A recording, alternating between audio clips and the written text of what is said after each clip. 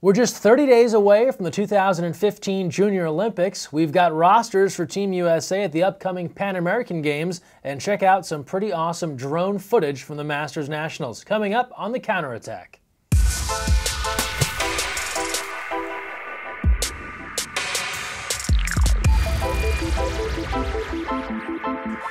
Hi everyone, Greg Mescall here. Thanks for joining us on the Counterattack. We start things off with our senior national teams, and this week the rosters announced for the upcoming 2015 Pan American Games. All the competition starts this July 7th in Toronto, Canada. Why is this event important? Especially on the men's side, it's a qualifier for the 2016 Olympic Games. Win the gold there, you're headed to Rio. Let's take a look at the rosters as selected by the head coaches, starting first with our men's senior national team. Head coach Dan Udovicic going with this group, some names you know: Merrill Moses, Tony Azevedo, Alex Bone, among others. A veteran group mixed with some up-and-comers. Connor Vergy joining the team as of late, Alex Rolsa from UCLA.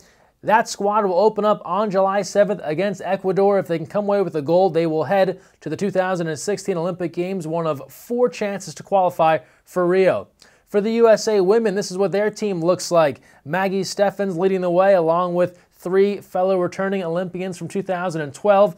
Cammie Craig, Melissa Seidemann, and Courtney Mathewson. For head coach Adam Krikorian, the keepers Sammy Hill and Ashley Johnson, among others, and 2 high schoolers, Maddie Musselman and Mackenzie Fisher.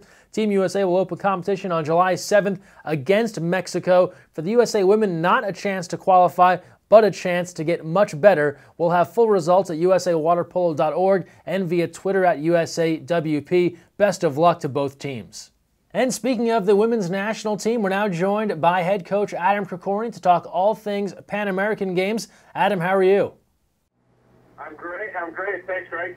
Next up for the team, you'll have the Pan American Games rosters coming out this week. How do you go about selecting this team? It's obviously a lot of the same athletes you've been working with over the last months and years in some cases, but how do you put this team together, and your thoughts on this group headed towards Toronto? Well, it's like I always say, you're trying to select the best team, not always the best players. And this time around, it was, I don't know, maybe one of the most difficult decisions I think I've had to do since I've been here. And ultimately, we went with what we felt was the best team.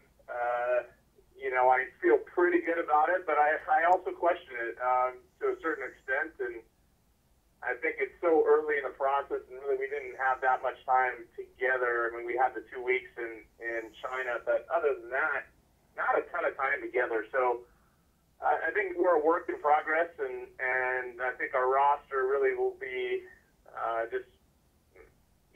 I think more solidified as we spend a little bit more time together. And last thing, I know you waited 40 years, your entire life for this. Tell me where you were and your reaction when the Golden State Warriors won the NBA title.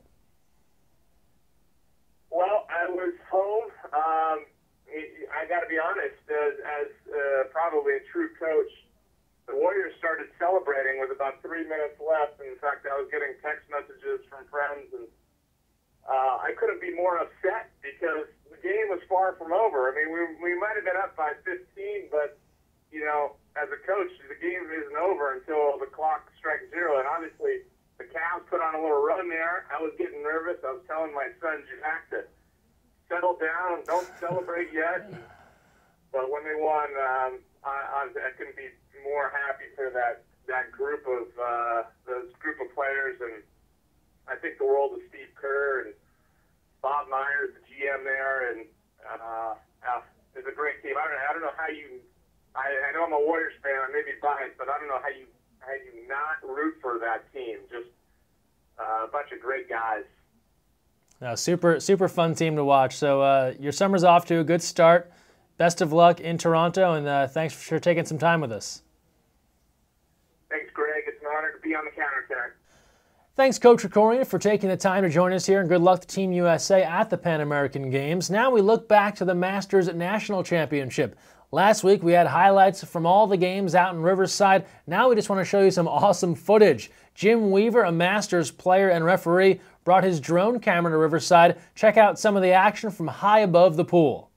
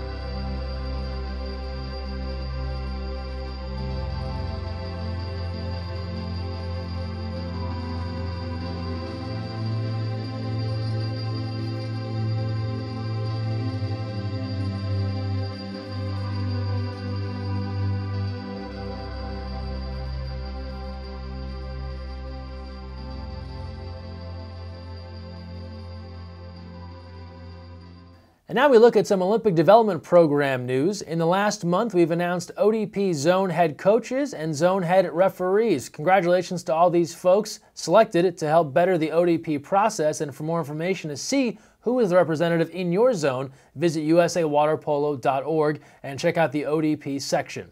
Speaking of the usawaterpolo.org website, it's gotten a facelift. You may have noticed in the last week that there's a new look now to the official home for USA Water Polo. The big advantage of this new site, now mobile friendly. So if you're using your smartphone or your tablet, you're going to be able to access every page much easier.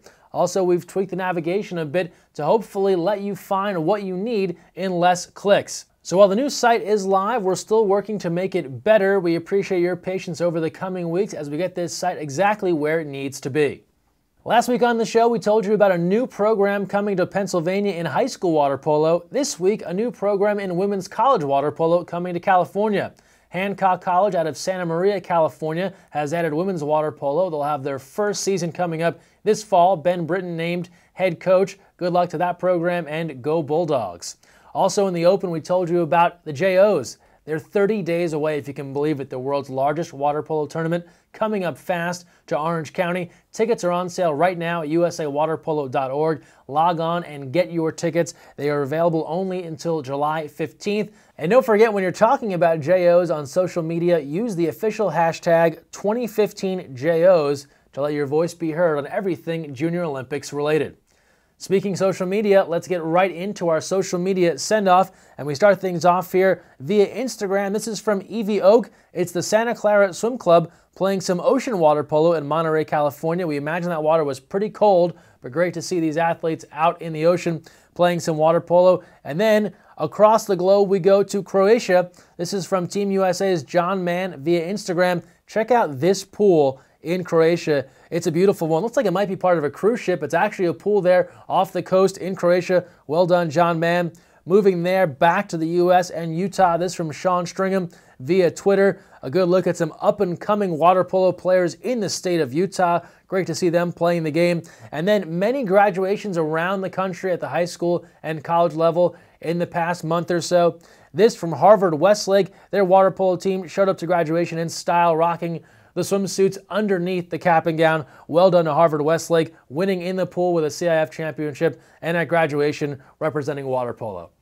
Again, a reminder as we give you every week, share the best of what you're doing water polo-wise on social media with us here at The Counterattack. Use the hashtag Counterattack, tweet at us, Instagram at us, Facebook at us, all at USAWP. We'll share the best of what you share right here on the show. That'll do it for this week's program. Thanks for watching, and don't forget, when you're on The Counterattack, it's important to look weak side.